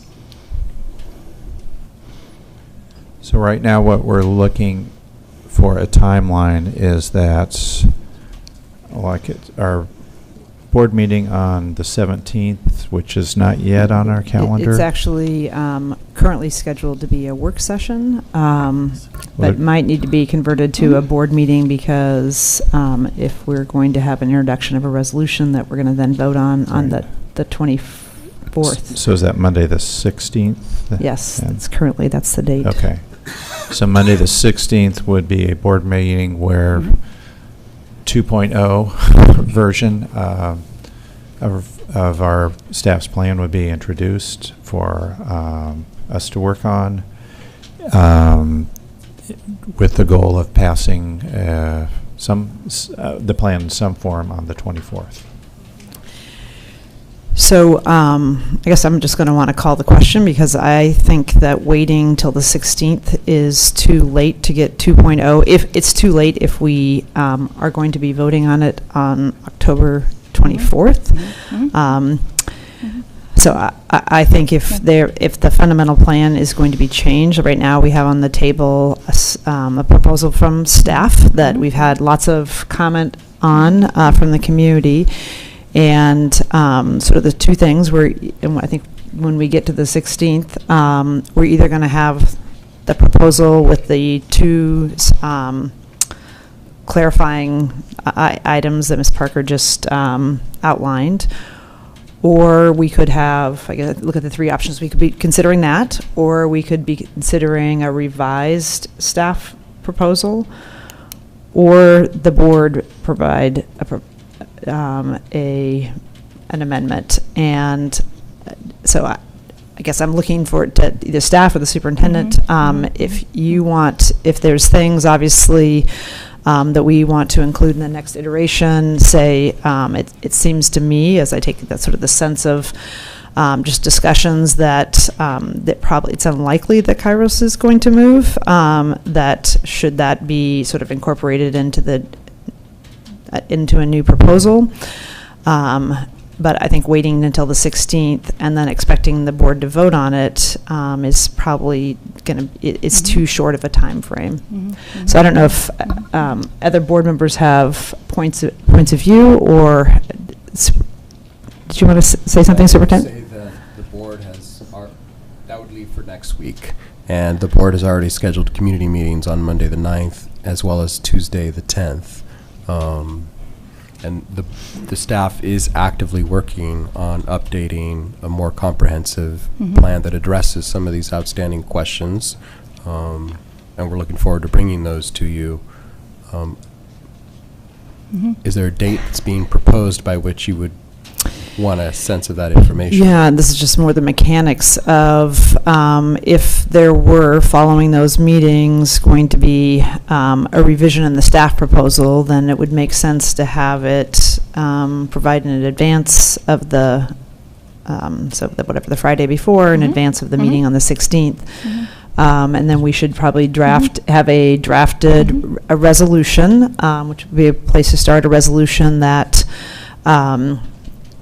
reflects the staff proposal, and then the board would have something to discuss on the 16th.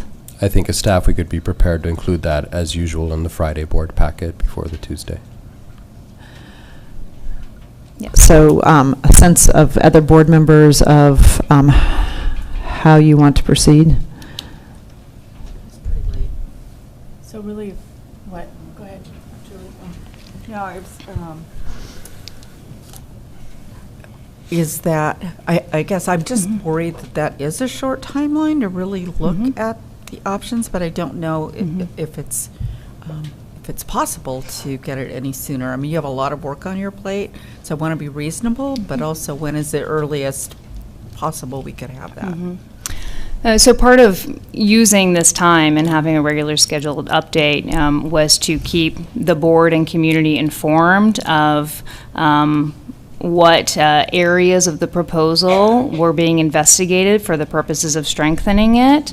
And I think we've been pretty clear about that, where we've been investigating. So we were asked through the Enrollment and Forecasting Committee to present data at their last meeting around some of the details for implementation and the different impacts of grandfathering versus not grandfathering.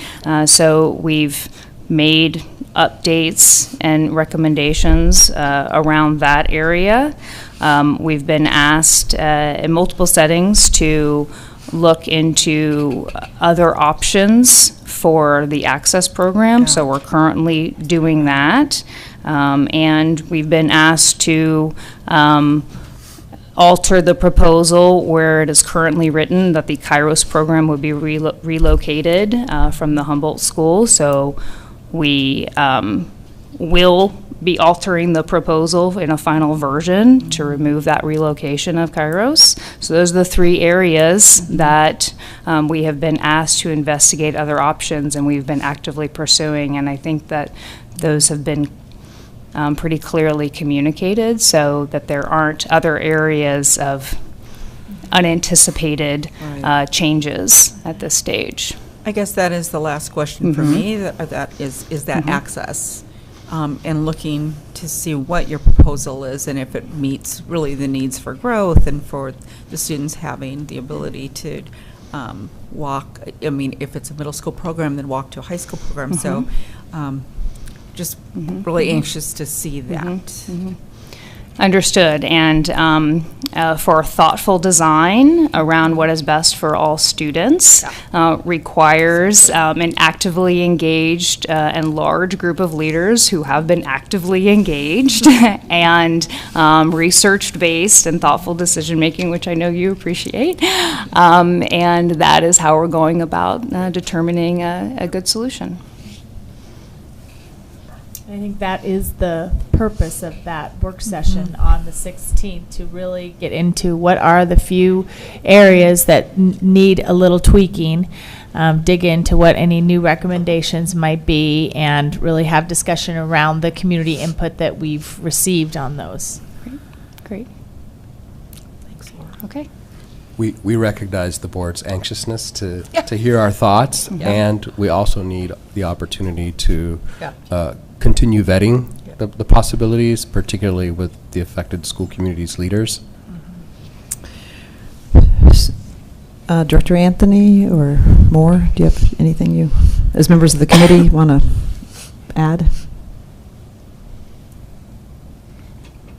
Oh, I think I've said things. I've already said what I had to say.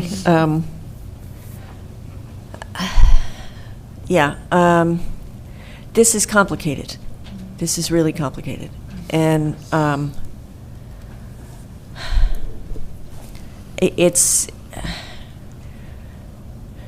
there are no great solutions here. And I think we're going for good solutions.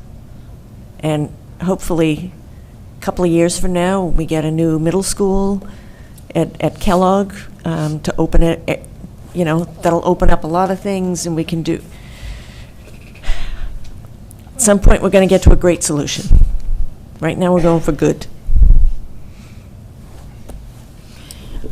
But I think it's important also for the public to know that, you know, our focus on equity and serving all kids with the continuum of needs is at the heart of this. And we are fully behind our equity policy.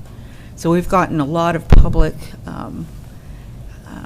discourse around, other leaders and their perceptions of, what should happen, particularly with the Kairos issue. But again, be reassured that those equity issues are at the center of our decision making. Can I be a little blunter? We are trying to undo That'd be nice.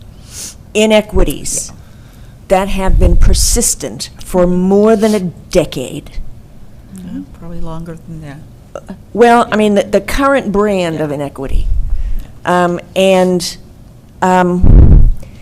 We need to do that. And we need to be able to do that. And we need everybody in this city to recognize that's what we're doing. Yeah. And we need support. And the families in these schools need support. And we need all our elected officials to engage with this district in ways that are productive for our schools and our families and our students. And I look forward to working with all of them going forward. In partnerships. Director Anthony?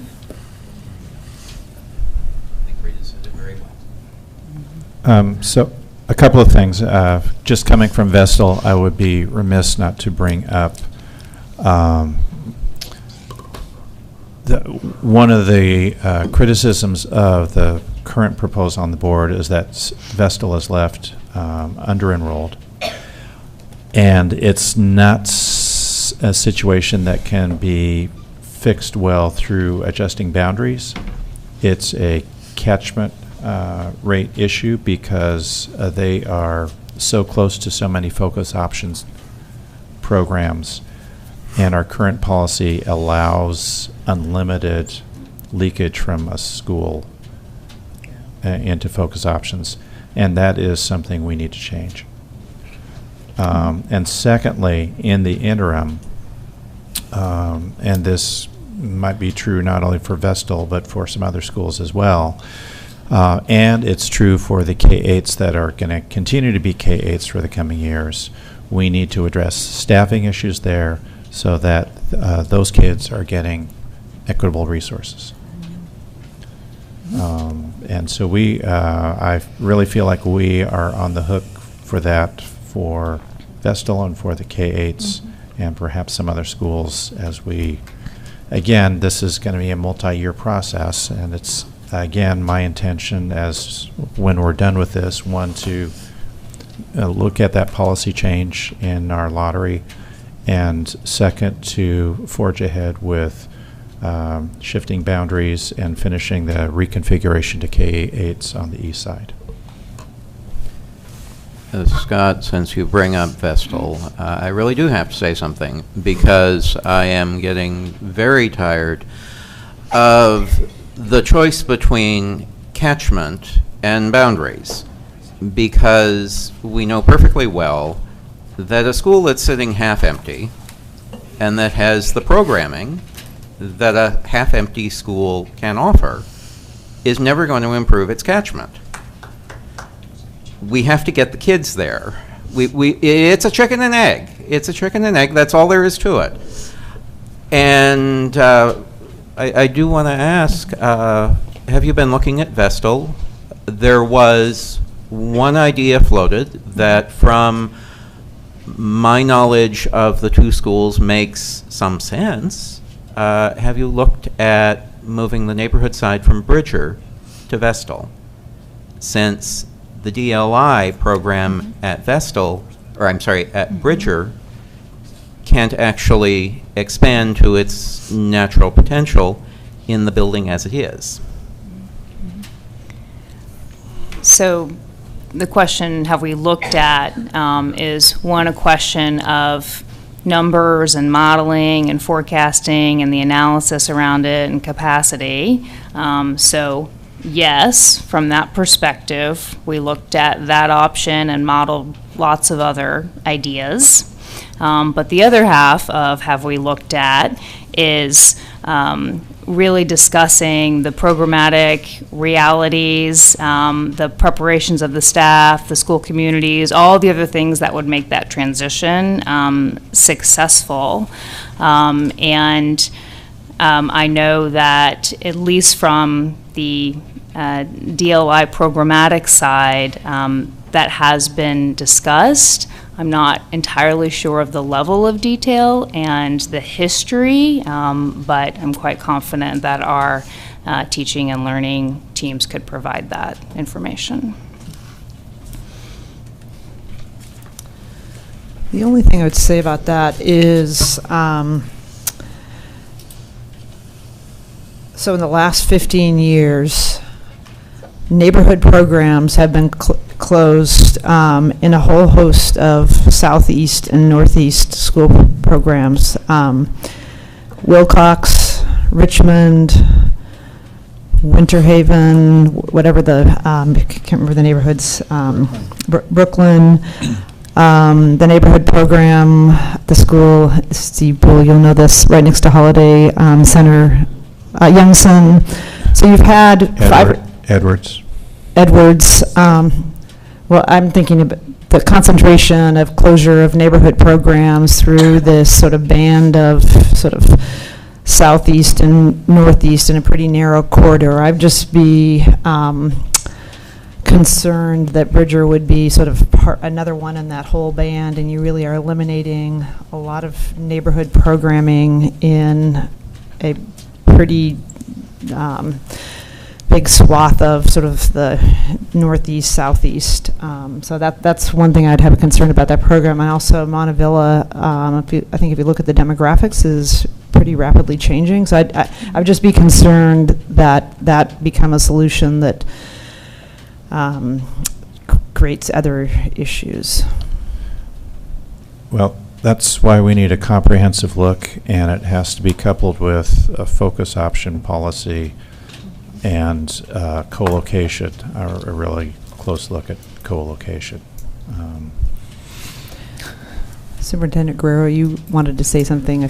I'm late to the party on this one, so I'm obviously still learning a lot of the details, a lot of the history, a lot of this work that has just become institutionalized. What I do understand, and I'm observing already, is a lot of program placement has put some serious constraints on school communities' abilities to really serve all the students under their roof. You see it in the master schedules, you see it in the access to the variety of programming, et cetera, and some of the programs have been successful, and we should celebrate and find ways to enhance and expand on those.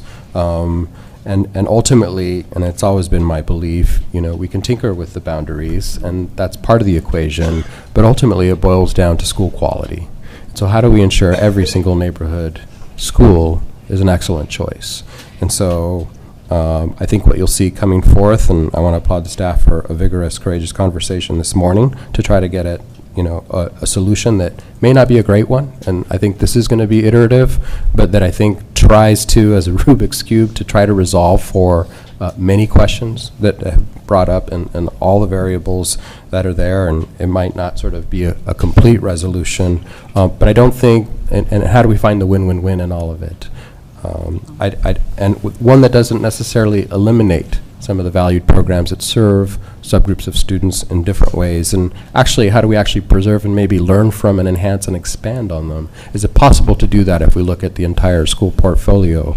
And actually it isn't just about placing programs. The conversation we really need to be having is how do we serve diverse learners in every one of our classrooms? Second language learners, students with IEP, the gifted, et cetera. How do we be more universal design in our learning approach? How do we be project-based and personalized and use technology as a backbone to do that? So, and I want to be at a point where we can say with confidence we're prepared to do that we have an articulated instructional framework. So in the meantime, we need to bridge that work that we need to do. So hopefully you will see in what comes to be proposed an attempt at doing all of that. Great. Good. Anything else? Well, I want to thank all the staff for their work on this. Just in terms of the timing, so I think we'll expect a draft resolution of any changes in the base proposal from staff. Board members be prepared for a work session. And, I think if it appears that we're pretty close, we should be in good shape for the 24th. If we don't appear to be close, I don't think we can for sure commit to a vote on the 24th, but I think the board, I'll speak for myself, really want to hit the 24th because families have been waiting for a long time. But I think we should just be clear that if we're not close on the 16th, it will be hard to have a vote on the 24th. Well, and just to refer Conson? back to the critical path from the very beginning of this conversation about even Rudy's 168-point chart about the logistical, physical coordination efforts that need to get rolling for the opening of those two schools. We have to hit that mark. Thank you, Director Consan. Yep. Right. So we hope we're close on the 16th. We hope we're close. Thank you. Thank you so much. It's a ton of work on both sides for you guys. Thanks. Thank you all. Internal and external.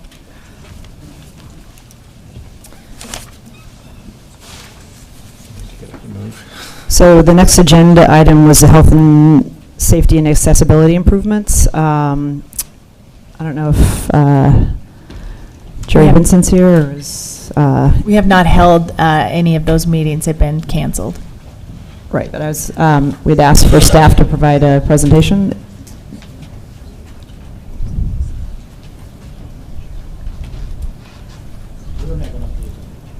Pardon? No update? Okay. So we can talk about that at the agenda setting meeting next week, or later this week. So board committee and conference reports. What is this? So today we had our second Super SAC meeting. And let me tell you, I have very high hopes for this year. We've had more schools coming and new schools coming where the students I feel like feel passionate and will stay throughout the entire year, and they feel engaged in the meetings. I feel excited to be solidifying the student representative policy and updating that, or giving recommendations to update it, and really solidifying a student avenue and organizing Super SAC again at working with activity directors across the district, and already having a position for Super SAC held up so that we're not at the beginning of the year searching for new people, but that's already been implemented in the schools, so that we have student voice present at the central office or district level. And really diversifying Super SAC, because I know in previous years there's been complaints that it's been very undiverse. So hopefully being able to bring ESL kids and bring in a new perspective, because I feel like ESL kids are often left out of the equation, or feel that they cannot come because English is their second language. So it'll be interesting to provide and add that new perspective to Super SAC that we haven't had before. So today we finalized our priorities of what we want to work on in our committee work, and we've decided on working with student and staff equity teams at each of the high schools, and then sex education, ability inclusion, I think, and then immigrant and undocumented students, which I know the board has worked a lot on, and in perspective to Super SAC, they want to work on student services. So one thing that came up is that they felt like right now, so for example, if a student's parents happen to be taken into custody or deported, that student, we need more than just here, update your emergency contact information. So we looked into like the student homelessness policy, because we're like, for a student to be living with their aunt or uncle or a relative is a big addition to a family and a household, and that it we don't want students to feel like they're a financial burden to whoever they're staying with. So we want to look at and how teachers identify student homelessness and how they're identifying students, and that they know about the student homelessness referral form, and that there's actually a lot of resources on there that a lot of students that don't know that they can receive because they're couch surfing or what they're doing. So that's why I just felt like it was important that we add that into the addition that all the work the board has done for immigrant and undocumented students. So those are the 4 priorities we plan on working on this year. And then finally, hopefully, the superintendent and myself have been talking about working together with SuperSAC to plan a PPS Leadership Summit sometime in the 2nd semester. And hopefully this will be all the student governments and student leaderships in order to collaborate and work better for our students at the high school level. And maybe as we start to work with our middle schools on student leadership, that we can to involve them in this planning process and incorporate their voice here at central office. Awesome. Thanks. Could you email the written list of your priorities to us? Email a written list of okay. priorities.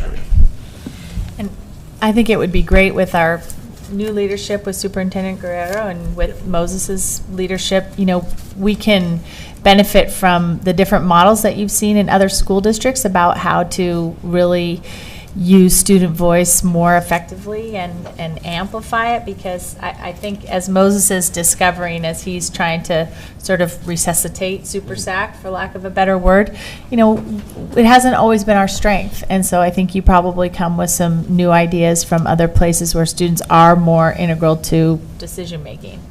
So it's a great opportunity. If I could share a little bit about some of our conversations that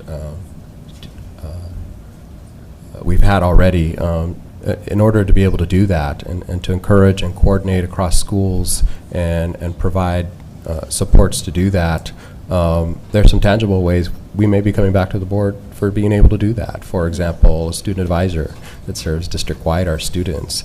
Putting on a student leadership conference takes some planning, even with partners who want to help us with that. But it's very difficult, and I want to empathize with our student leader to ask him to take all that time that it takes to really go around and cultivate student leadership and connect with student government. So that's something we have sort of in the works that we're looking at, and we are looking at examples and models of how other districts do that, so that we want to make sure we establish a legacy after this year for creating a foundation for doing that work and encouraging student voice on a range of topics.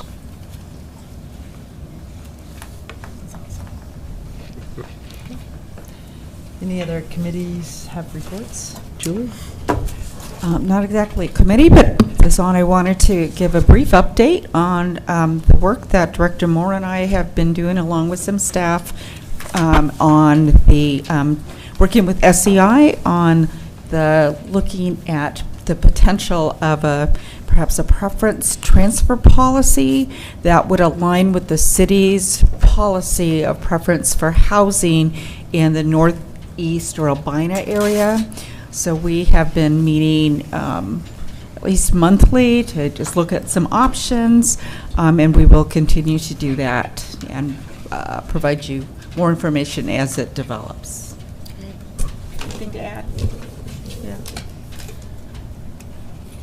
I'll just say briefly, we had our first legislative and policy committee meeting, so we spent a lot of time just going through the results of the legislative session and what successful bills have an impact on our school district, what's still in the process of being turned into administrative policy through ODE, and that's still some sausage making, even though the intent was made clear by the legislature on several things. But there's one issue we're going to continue to advocate on for the likely short session starting in February, has to do with the OEB insurance issue, which could make a big difference financially for this school district. And there's no commitment that will be taken up in the short session, but we want to use our voice to try to advocate for that to be so, because makes a big difference to PPS and a couple of other districts in the state. We, again, haven't begun conversations, but a big priority of this committee is to look at the benefits of the transit pass for our students and have real conversations, like I said, about, you know, shared responsibility among several jurisdictions for why this matters for our kids. I mean, we know that incredible importance of attendance, and one of the main reasons why kids don't come to school is because they don't have an easy way to get there. So this is sort of an easy fix that we know makes a big difference to our kids. So we need to make that case with TriMet and with the county and maybe with the city. At least resume conversations and get a little more creative. And, you know, we just want to use this committee as a forum for better coordination with our city and county partners on the many ways that our work intersects. Part of that is Courtney Westling is doing an inventory, really putting together a comprehensive list of these are the shared programs that we have. This is who's accountable. This is what the communication is around these issues, because I think it's been a little catch as catch can, and we want to have a little bit more of a global approach to that. Other things is just, like I said, monitoring things that came out of the last session. Staff is working on implementation of Measure 98, so the CTE and the college graduation interventions, and that's in Antonio's shop, really figuring out how much money is likely to come into the district to support those activities and how we're going to apportion it in accordance with the parameters that the legislature put on that. We had a great ceremony at Fabian that was a ceremonial bill signing for several education bills, including the CTE bill, the outdoor school, a teacher effectiveness bill, an African American student success bill. So those are all some interesting things that came out of the last session that we'll start to put into practice. And then you know, another thing we talked about briefly, two other things for this committee. One is that we want to create time and space to talk about proactive advocacy agendas that PPS wants to pursue, both in terms of reaching out to legislators to try to initiate legislation that we think could be beneficial for our students and other students in the state. Just at least start talking that way and talking with other school districts about how we might collaborate on that. And then the other big piece of work, which I'm pretty passionate about, is really having a much more coordinated relationship with the city, particularly around our bond work. When we think about having already done close to $500 million worth of work in this community and looking at, you know, another almost $800 million to come, we want to have a coordinated, embedded approach on, you know, everything from design review to permitting to construction mitigation to, you know, how do our CTE programs serve, you know, workforce needs in this community, and how do we have coordinated conversations about that. So again, at least my impression, no, Paul, if you share this, is that our experience has been pretty transactional on that stuff with the city, and we feel like the city of Portland has a vested interest in the future of our students, and which is the future of our city. So that's another big piece that we're working on. It's something that Deputy CEO Awad and Jerry Vincent, head of the Office of School Modernization, our COO, Jerry Vincent, also have a vision for. So we'll keep talking about that and meet roughly monthly. Paul, do you have any thoughts on any other things for that committee? So an item that I think would be a great discussion with the city, because there's something that they can completely control, that could, I think, be helpful to many of our schools in the Outer East Side, which is the streets that are surrounding our schools. Some of them are in horrible condition. So if you're if you're a young parent and you're driving up to the neighborhood school to see where you're going to send your 5-year-old, and you're driving through potholes and, you know, really poorly maintained street to get to our schools, it's not very appealing and sends totally the wrong message, and that's the city's responsibility. My sense is that's probably also an issue in Southwest, which has a similar issue, but you know, that's something the city really could do that could make a big difference just in terms of our students getting to schools, and also I think improving what people's impression is of what's happening inside the schools. There are also a lot of safety issues that we can jointly address around our schools that, with PBOT. Sidewalks would be good. Yeah, Sidewalks would be good for kids. There were actually, I was on a legislative bike ride that had PBOT folks along.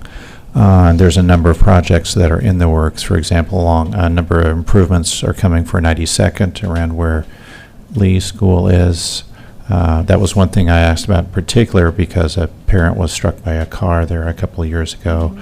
Trying to get sidewalks at least one side of the street in Southwest, because two sides there's just not enough room on, but one side would be a huge safety improvement. So there's a bunch of those in the works, and it would be, I think it'd be good to have a little summary of that from a PBOT staff at a board meeting. I think would be useful. That'd be great, yeah. And I think tomorrow is Walk and Bike to School Day. Is that right? Yes, it is. So maybe a very timely time for you to raise that, Director Constam, with the city. Any other committee reports, meeting reports? Okay. Thank you, committee chairs. What's tomorrow morning? Walk and roll? Tomorrow morning, Safe Routes International Walk and Roll to School Day. Those of you who are interested in taking a walk to school tomorrow, you can meet me at 84th and Russell at 7 a.m. Nice. Russell, yeah, they told me Broadway, so I'll be there. As I say, or you can pick your neighborhood school. 6:45 call. Well, you can bring your phone along as we're walking. Okay, so we're going to move on to the next agenda item. It's our business agenda. We've already voted on Resolution 5521. Board members, are there any items you'd like to pull for a separate discussion and vote? Ms. Houston, are there any changes to the business agenda? Do I have a motion and a second to adopt the business agenda? Second. The Director Esparza Brown moves and Director Bailey seconds the adoption of the business agenda. Ms. Houston, is there any public comment? Any board discussion on the business agenda? So the board will now vote on the business agenda. All in favor, please indicate by saying yes. Yes. All opposed, please indicate by saying no. Student Representative Tran? No abstentions. The business agenda is approved by a 7-0 vote, with Student Representative Tran voting yes. Anything else? Any other business before we adjourn?